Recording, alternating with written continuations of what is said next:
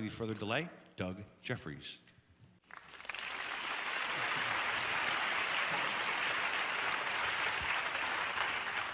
Thank you, Tim. Good evening. My name is Doug Jeffries, and I want to welcome you all to this 90-minute program on enhancing your presentation skills that we call Nail It. And I also want to warn you that after today, you're never going to be able to look at another presenter or be able to sit through another presentation in quite the same way. You're going to learn what it takes to actually make it work when you get up here and speak. And you're going to thus develop a very critical eye every time you see somebody get up here on the stage. You're going to notice whether they're doing it right or whether they're doing it wrong. You will know what 99% of business presenters don't know, and that is how to create effective knowledge transfer. And that's a good thing, because going forward, when you have to get up and give presentations, this sensitivity will be something that will be in the back of your mind all the time. You'll be asking yourself, am I doing it according to the rules or not? And with that sensitivity, you will be thinking about every time you get up here and do it. And the great thing about presentation skills is once you know what to do, once you know how to do it correctly, every single time you have the opportunity to get up and speak, you get a little bit better. The net effect is going to be that you're going to have audiences following you as they never have before. The very first time you put these techniques you're going to learn here today into effect, you're going to see an entirely different response from your audience. Presentation skills are a lifelong skill-building endeavor. And the more opportunities you have to speak, if you start out the right way, the more opportunities you have to get a little bit better. We're going to show you here tonight that most of the behaviors that people engage in when they get up in front of the room tend to be counterproductive both for them as a presenter and counterproductive for the audience. Most of the way that people do speak come from behaviors that we've been practicing since a very early age. We say that 99% of all presenters engage in the same behaviors. And the reality is those are behaviors that we were taught. Most of us taught from a young age. And our reaction to those behaviors, our negative reactions, have been building up and building up.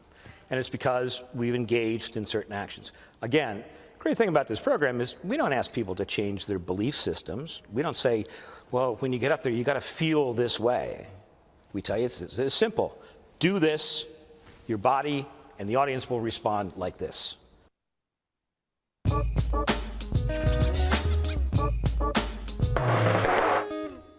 Some of you might be familiar with this list. This actually comes from the Book of Lists, 1977. But when humans are asked what's the thing they're most afraid of?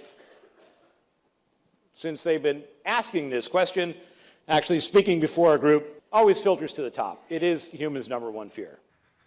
Interesting thing with this list here, you look at speaking to a group at 41% and down here death at 19%.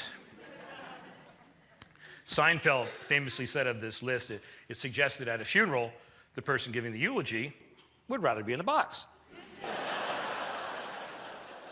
But it's true, there are good reasons why people actually feel this fear when they get up to speak in front of a group. When I say they feel this fear, what I'm talking about is the emotions that run through you are a function of the chemicals that are running through you, and the chemicals that are running through you when you find yourself up in front of a group are the exact same chemicals that are coursing through your veins when, when the front tire on your minivan blows out at 70 miles an hour on the expressway.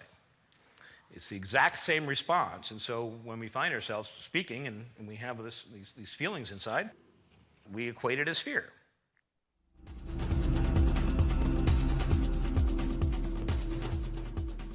And like a lot of things that require three elements, it requires all three. If you only do 2 out of 3, you don't quite make it. First thing is you have to have something to say. But more than having something to say, you need to have something to say that is of meaning to your audience. Your presentation has to contain worthwhile enough content that has enough in it for your audience members to get them to sit through it. When I say in it for that, you always have to be thinking when you put together a presentation. You always have to be asking yourself. In fact, actually what you have to do is you have to get off the stage and get back in the audience, look up at the screen and ask yourself, if I were a person of the audience, is there really something in it for me?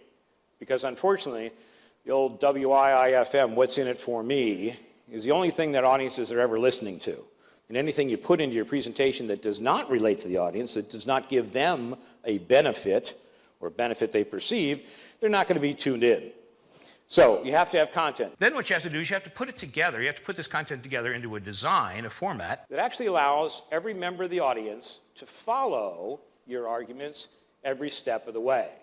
If we're talking about PowerPoint, which is pretty ubiquitous in corporate America today, if we're talking about PowerPoint, your design has to allow for a flow of information in such a way that every member of the audience, every individual member of the audience, is on the same page and on the same wavelength as you every step of the way. Now, the interesting thing is that if you have something worth saying and you're able to put it together in a proper design, then the last part here, delivery, the part that gives most people the most anxiety, actually isn't all that difficult. A lot of people have a hard time believing that, but what you're going to see is an entirely new approach to putting together presentations and delivering them to your audience so that you end up actually not having to do a whole lot of work.